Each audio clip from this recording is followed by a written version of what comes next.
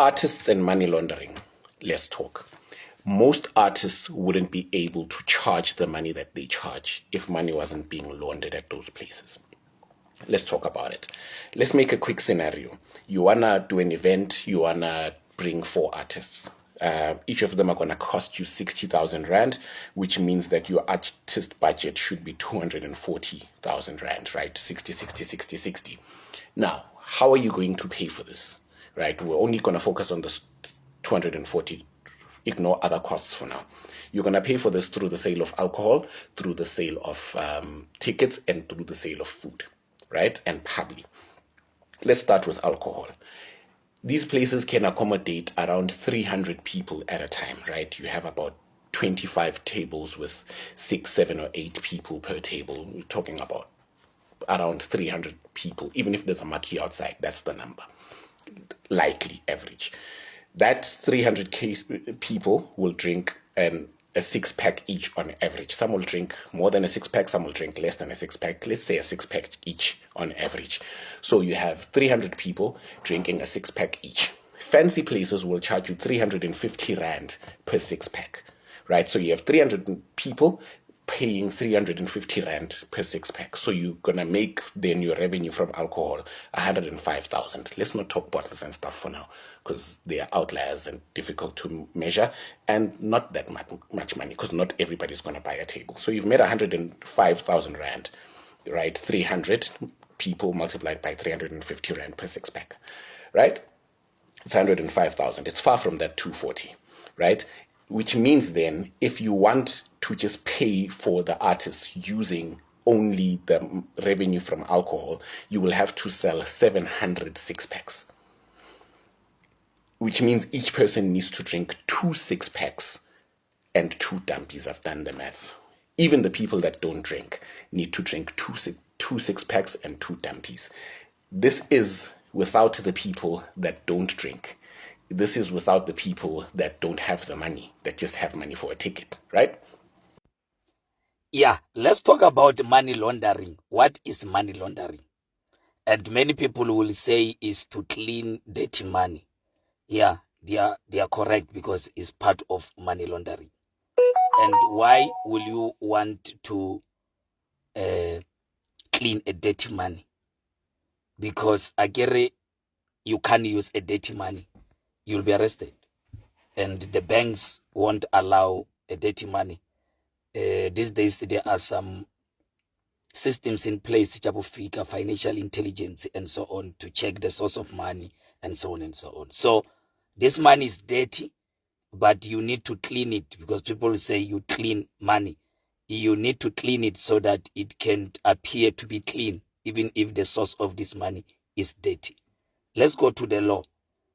A money laundering irregulator, the law we call POCA, Prevention of Organized Crime 121 of 1998, because mostly these offenses are organized. This act is started operative ka di 21st January 1999. Now, money laundering, we find it go section 4 of this act. But let's do a money laundering review on shopping malls. This is based on your feedback in the comment section of my other video. So this information comes from you, please.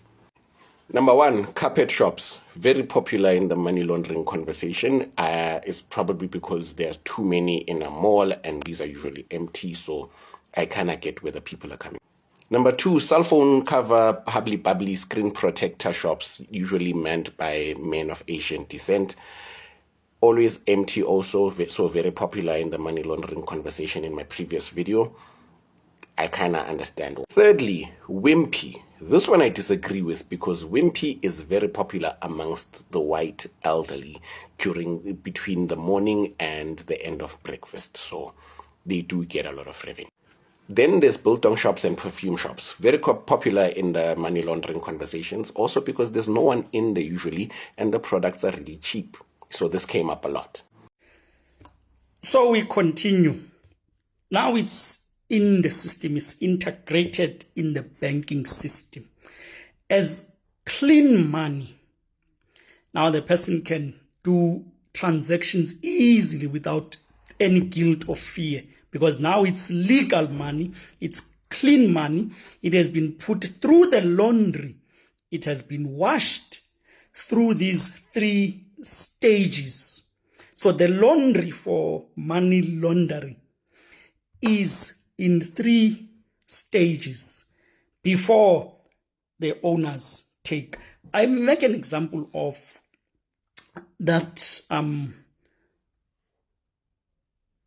placement and the layering or the smurfing and then the integration. So you heard about the Tembisa scandal where the SIU advocate Andy Mutibi was talking about certain cartels, and then he talks about the Maumela cartel. Now what happens there is there are many things they do, which I'm going to tell you a few, where they now get the money or they launder that money after these 3 stages, or one of the stages. One of it is the shelving, where they have too many shelf companies. And so you go, make an example, you go to a government department, you get the 100 million tender, right? But then someone inside will give these tenders to these small companies that are dubious. And then let's talk tickets. If, let's say, a ticket costs 100 Rand, right? You have 300 people, which means you're going to make 30,000 from. So to that 105, you have 1,000, you are adding 30,000, you're still on 140. You're still not enough to pay for these 4 artists. Then we talk hardly, and food is not even going to help you, right? You're drowning already. You haven't paid for the stage. You haven't paid for the sound system, which is not yours. You have, because your sound system is not going to be able to do an event. You haven't paid for the marquee outside because people have high standards, even if it's in the township. You haven't paid for the security. You haven't paid for the extra fencing you'll need. You haven't paid for your staff. Most importantly, you haven't paid for your cost of goods sold. You haven't paid for all this alcohol, these 700 6-packs that you're going to sell. Also, you haven't paid for storage for them, because 700 6-packs is a lot of alcohol, right? So considering all this, the amount of money that they charge for tickets and the amount of money that's being charged for alcohol, if you compare it to the amount of money that needs to be paid for artists, doesn't make sense. And when you go to the backdoor investigation, you discover that actually the owners of these shelf companies, these smaller nyana companies that get smaller nyana transaction or smaller nyana tenders, they belong to the same person or the same group. You will have a cousin being the director of one shelf company. The other one will be the director, but it's still the family member who are directors of these shelf companies. But all in all, that entire money, if it's 100 million, if it's spread across these shelf companies, that 100 million comes back to the family. You got that? Or it comes to the individual, which we know that individual was implicated in Tembisa. So it all comes back to the individual, but it was spread through shelf companies so that the hawks will not be able to pick it up, or the banks won't be able to pick it up. So then you have these shelf companies. So those are shell companies, not shell. Yeah, shelf companies who get these smaller nyana pieces of a bigger cake. But the person who will get the cake is the owner who will collect these monies from all these shelf companies. You got that? That's another form. Then there's crazy stores. This one I don't believe or agree with, because there's lots of traffic at crazy stores and they have captured the party scene market. So your heliums, your balloons, they make a lot of money from it. Then there's water shops. I kind of agree and disagree, because I've never seen anyone carrying water at a shopping mall, but at the local shopping centers, you see a lot of water activity. So yes and no, in my opinion. Then there was a lot of mention of the following malls: Savannah Mall, Men Lane, Sentin, Oceans, Gateway, Aibu, Nenzan Lap. Then there's mattress shops. They came up a lot because no one has ever seen anyone carrying a mattress either inside or outside a shopping mall, and there's usually no people inside the mattress store anyway. So, yeah. Then there's sweet shops. This one I kind of agree with because they are full of candy, those sweet shops, but who's in there? No one's ever in there. I've never. Another one is the round tripping. So what it means, the money takes a trip from Tembisa. It goes around different entities, but it will make a round turn back to the owner of those, and that's round tripping. Like in the case of the SAPS, or that 300,000. That 300,000, we knew it was coming to who? You get that? It was coming to that brigadier, but it had to go through a trip, Osizweni. And we don't know from Osizweni it would have gone to what.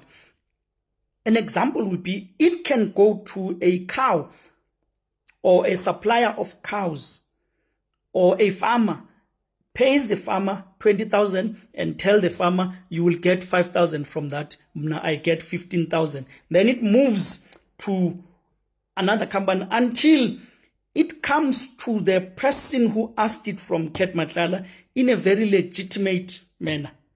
No one then will suspect because it came legitimately. That's round tripping. Then there's bookstores, which were defended a lot by the people that love reading, saying that they spend a lot of money on books. But also, there's no one hardly at bookstores. I mean, exclusive books at some point had to shut down at Maponia. So there's also a place called eTunes in Mpumalanga. Now, this seems to be a private thing owned by a private person, so I'm not going to comment on it. It just came up a lot in the comment section. Also, it's in Mpumalanga, so I don't want to be pew-pewed. Then there's Verimark stores, which also came up a lot. Now, Verimark is owned by a larger mother brand, so I don't think that they would want to launder money. I don't know. Then there are boutique shops. This one came up a lot because people are saying those dresses are ugly and no one is ever in there and no one ever buys from there. Now, I have never been to a boutique shop because I'm a guy, right? So yeah, those are the most of the stores or most of the businesses that trended a lot for being suspicious for money laundering. Let me know what you think and let me know who I've left out. And then you have real estate. With real estate is where the dirty money goes through lawyers, conveyors. They buy the property through a trust fund. So you buy these expensive properties in Sentin, in Constantia, Cape Town. You know they're worth a lot of money. So the trust buys the property. And then the person pays the lawyers to say, I'm going to give, how much do you want? Pays the lawyers. Then the lawyers purchase the property. But that money is dirty money. But getting it through real estate is a laundry. So it must look to the banks and to the hawks. It looks like this is a real legal purchase of a property. It doesn't look like dirty, so that's cleaning. And then once a person buys the property, then they sell the property and get the profits from the property. Then that money from the property, where the person sold the property, it becomes legal money. It's cleaned. You can produce proof and evidence to say, I sold a property. You got that? So real estate is a, how do I call it? Is an epicenter of money laundering. But we don't look at it. There in those trust accounts, you will find a lot of dirty money which is being cleaned. Sometimes lawyers know, sometimes they don't know. Let's give the credit. But real estate is a laundry.